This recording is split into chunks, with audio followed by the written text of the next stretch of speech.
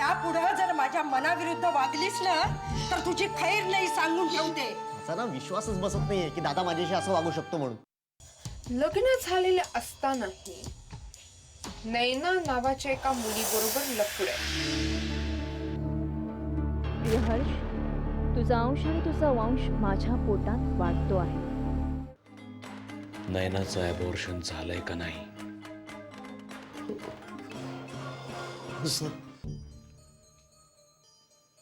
नंदिनी, तुला कसलं टेन्शन आहे का? तुला प्रभा काही बोलली का? नाही बाबा, तसं काही नाहीये. हे बघ नंदिनी, तू मला खरं काय ते सांग. प्रभा तुला काही बोलली का? बाबा मी खरंच सांगते. अहो बाईसाहेब, काय सासरे बुवाना चाहड्या सांगून झाल्या असतील तर आता थोडं जेवणाचं बघाल का? हो. काय हो, माझ्याबद्दल काय सांगत होती हो तुम्हाला? अगं प्रभा, कधीतरी नीट बोलत जा. सारखं कसलं आपलं तुझं ते कुचकट बोलणं. तिची लायकीच आहे ती. तुमच्यावर आणि त्या सचिनवर तिनं काय भुरळ घातली आहे ना, देव जाणे. तुम्ही बसा तिच्याशी गोड गोड बोलत. मला नाही जमायचं. इतकी वर्ष संसार केलायस ना, तुला जमायलाच हवं. तेच म्हणते मी. अहो, ही काल आलेली मुलगी मला शहाणपणा शिकवायला लागली. पाडलं मेली ना काहीतरी. एक काम सुद्धा हिला धड करता येत नाही. नाही तू कर, वाटेल तेवढी नासधूस कर. तुझ्याकडनं नाही वसूल करून घेतलं ना तर नावाची प्रभा नाही मी, सांगून ठेवते. हे माझं घर आहे, हा माझा संसार आहे. प्रभा, अगं कसलं सारखं माझं माझं माझं. हौस फिटली नाही का अजून? इतकी वर्ष संसार केलास ना, आता तिला संसार करू दे तिच्या मनासारखा. फुकट गिळायला मिळताय ना, गिळा, आराम करा. हा, तुम्हीच तिला फितूर असल्यावर ती माझ्या डोक्यावर मिरे वाटणारच. मीच मेलीला चांगली वटणीवर आणते. तुम्ही मध्ये लुडबुड करू नका. आणि आता टळा, निघा.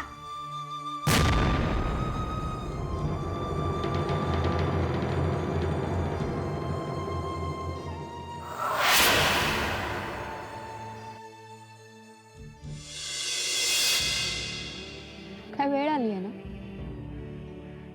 आपल्याच ताईशी आपल्यालाच बोलताना चोरून बोलावं लागतं. हे आपल्याच घरात. सध्या जे काही घडतंय ना आपल्या घरात, त्यावरून खरंच मला काही कळेन असं झालंय. मनात सारखा हाच विचार येतो, तुला हसरं खेळतं घर हेच आहे. परिस्थिती इतकी बदलावी की आपल्याच माणसांमध्ये गैरसमजुतीच्या दुःखाच्या भिंती उभा राहाव्यात.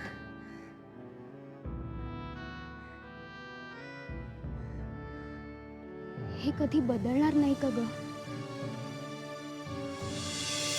अगं, या भिंती इतक्या मजबूत आहेत की त्यांना पाडण्यासाठी जर आपण त्यांच्यावर धडका देत राहिलो ना तर आपण जखमी होऊ, पण त्यांना काय नाही होणार. पण निदान आपल्या माणसांना आपण जखमी झालो ह्याची तरी जाणीव होईल. त्यांच्या अशा वागण्यामुळे आपल्या घरामध्ये कुणाला तरी वेदना होत आहेत, त्रास होतोय ह्याची तरी जाणीव होईल.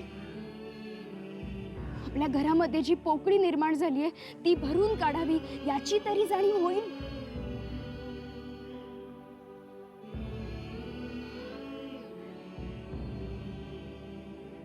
अगं, जिथे आईच्या जाण्याने ती पोकळी नाही भरून निघाली, तिथे आपल्या जखमांचं तू काय घेऊन बसतेस नेहा? अंतरा, तू नाही. नाही ग, मी रडत नाहीये. मी खूप एकटं पडल्यासारखं वाटतंय. असं का म्हणतेस? मी नाहीये का? अगं, निदान मी तरी आहे ग तुझ्या बरोबर इथे बोलायला. तिथे ताईचं काय होत असेल ग? नाही, म्हणजे आहेत, सासूबाई आहेत, जिजाजी आहेत, सगळे तिच्या बरोबर. पण असं कितीसं मन मोकळं करू शकेल ती त्यांच्या पुढे?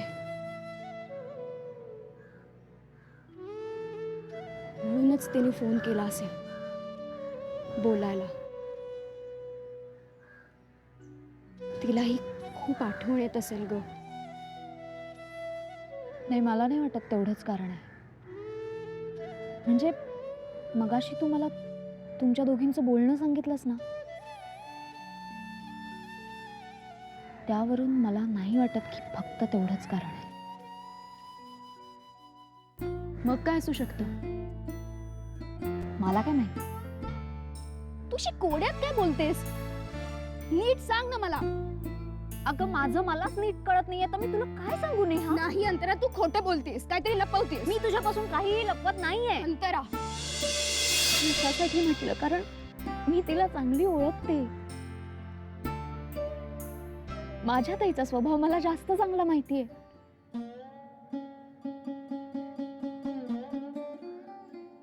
काय म्हणालीस? माझी ताई? तुझी ताई? माझी कोणीच लागत नाही ना? नेहा, मला तसं नाही, नव्हतं म्हणायचं. बरोबर आहे अंतरा, तू एकटी नाहीयेस. हे सगळं तुझं माझं असं सगळं बोलून ना तू मला एकटं पाडलंयस. नेहा, नेहा, नेहा.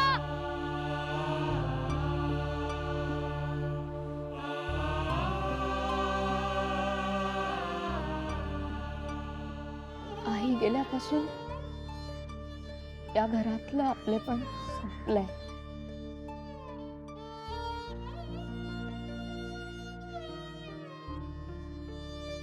हेच खरं. तुझा गुरु, तुझा सल्लागार आता इथं नाहीये तुला वाचवायला. आता गाठ माझ्याशी आहे. बोल बोल, काय बोलायचंय तुला? बोल ना, बोल. आई, मला काही बोलायचं नाही हो, मग काय करायचंय तुला? कळ ना, काय करायचंय तुला? आई प्लीज, क्षुल्लक गोष्टींमधनं भांडण काढू नका ना. क्षुल्लक? अगं, तुझ्या बापानं ठरवलेले पैसे आणून दिले नाहीयेत अजून. याला तू क्षुल्लक कारण समजतेस? आणि तुला क्षुल्लक वाटत असेल ना, तर तुझ्या बापाला आमचे क्षुल्लक पैसे आणून द्यायला सांग. आई, तुम्हाला खरं कारण माहिती आहे ना, मग त्याच गोष्टी का उकरून काढताय? क्या?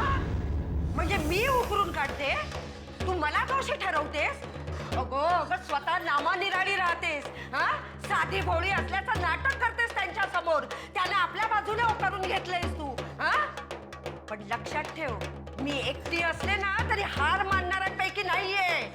आई, कसली हार आणि कसली जीत. मी पाहिजे तर सगळ्यांसमोर तुमची माफी मागते, तुमच्या पाया पडते, पण हा इशू प्रतिष्ठेचा करू नका. पाहिजे तर म्हणजे माझ्यावर काय उपकार करणार आहेस की काय तू? आणि काय ग, प्रतिष्ठा प्रतिष्ठा म्हणतेस ना, ती मुळात असावी लागते. तू तर तुझी प्रतिष्ठा, अब्रू, चाड सगळं माहेरी सोडून आलीयस. अगं, तुझ्या बापाला थोडी तरी शरम असेल ना, तर त्याने आमचे पैसे आणून द्यावेत.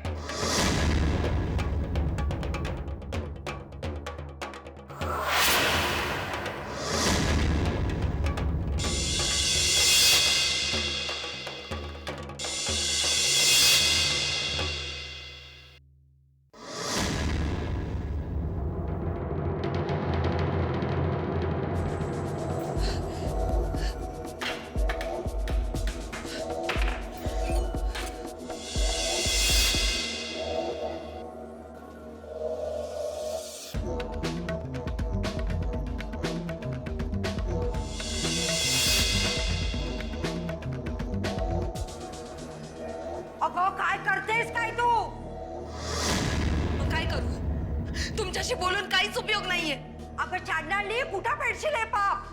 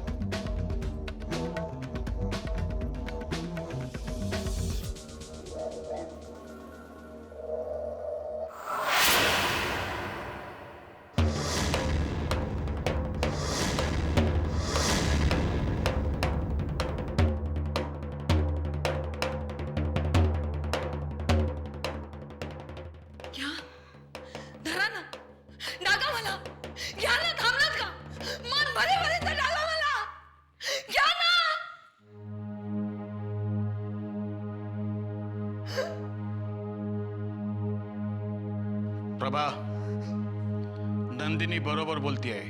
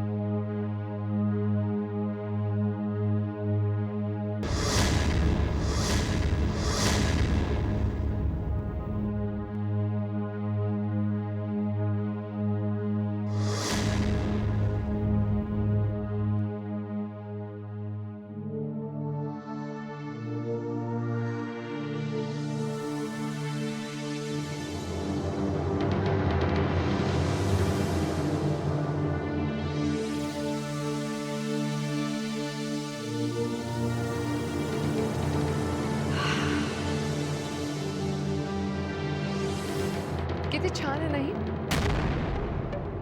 ओळखतेस हिला? हो म्हणजे तोंड ओळख आहे. नाव माहितीये? हो नाही ना. कुठे राहते माहितीये? हो माहितीये. नाही म्हणजे काय झालं होतं, एकदा त्या रस्त्यात चक्कर येऊन पडल्या होत्या, तेव्हा मी त्यांना घरी पोचवलं होतं. चक्कर. इंटरेस्टिंग. का आली होती बरं चक्कर? तुम्ही का विचारताय मला? कमॉन असावरी, का विचारू नये? तू तिला ओळखतेस, तिचं नाव तुला माहिती, ती कुठे राहते हे माहिती, मग ती गरोदर आहे हे माहिती असेलच ना तुला? गरोदर? नाही.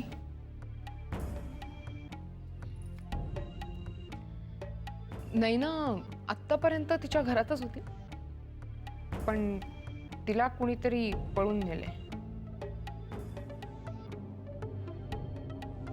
हे माहित असेलच तुला? नाही, मला काहीच माहित नाहीये. हे तू पोलिसांना सांगशील? पोलिसांना? मी का? म्हणजे काय झालं, नैना हरवली, तिला कुणीतरी पळवून नेलंय असं तिचे शेजारी सांगतात. म्हणून मी नैना मिसिंग अशी कंप्लेंट पोलीस स्टेशनला दिली. तर पोलिसांनी मला विचारलं की तिला ओळखणारे तुम्हाला कोणी माहिती आहेत का? मी लगेच तुझं नाव दिलं. माझं? का पण? म्हणजे मी फक्त माणुसकी खातर तिला थोडीशी मदत केली होती आणि आमची फक्त तोंडोळखच होती. मग माझा आणि तिचा काय संबंध आहे?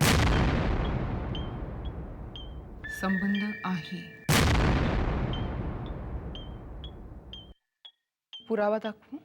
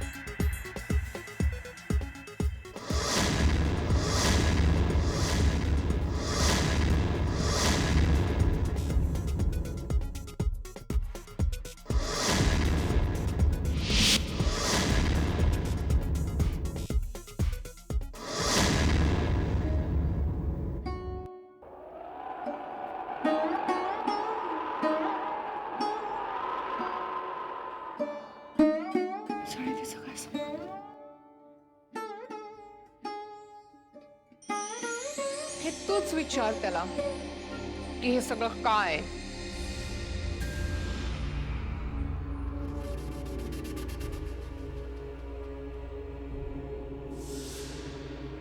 हा फोटो किती छान आहे ना? MMS करते मी तुला. मग वेळ मिळेल ना तेव्हा निवांत विचार हर्षला. त्याचा तिच्याशी काय संबंध आहे ते.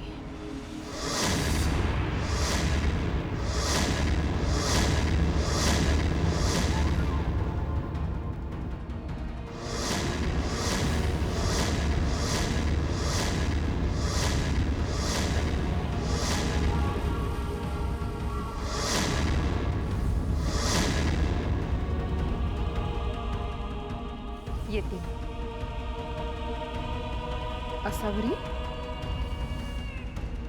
मी म्हटलं येते मी.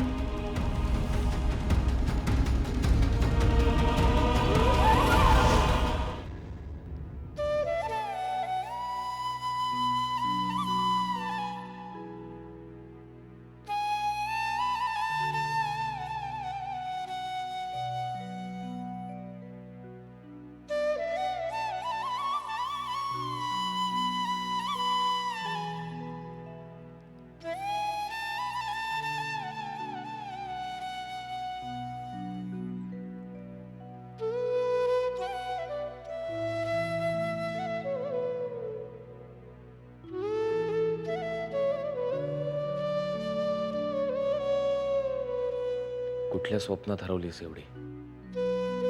हं? एवढं काय पाहत होतीस त्या मोबाईल मध्ये? काय नाही.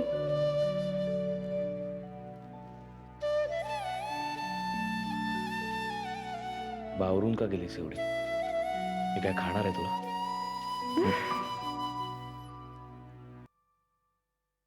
प्रेम करतेस ना माझ्यावर?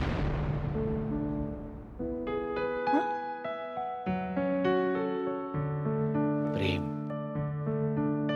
करतेस ना माझ्यावर?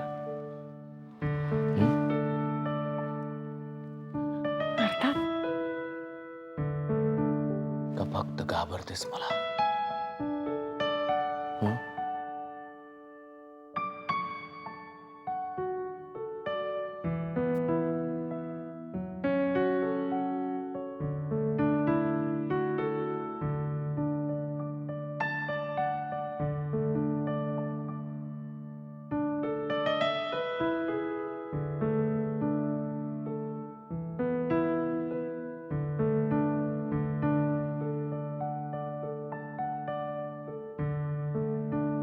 ऑफिसमध्ये लोक खूप घाबरतात मला. घरी आदित्य असं म्हणतो की तो माझा खूप आदर करतो. बाहेर सगळीकडे मला खूप मान सन्मान मिळतो. ज्यांना कधी खूप छोटीशी मदत केली आहे ते लोक सुद्धा देवाचं नाव घ्यावं तसं माझं नाव घेतात. पण माझ्यावर प्रेम कोण करतं आसावरी?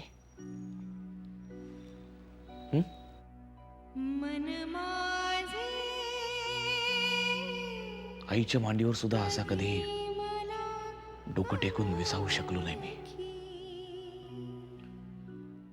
स्वतःचे अश्रू कधीच दिसू दिले नाहीत कोणाला.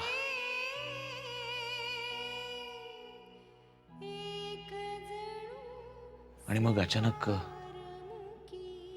तू आलीस आयुष्यात.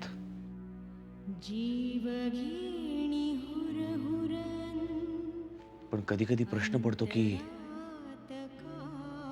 तू तरी प्रेम करतेस ना माझ्यावर का इतरांसारखंच तू सुद्धा?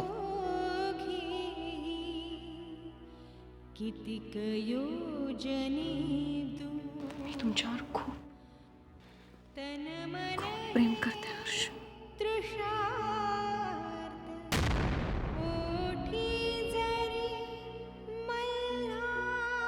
खरंच? तुझ्या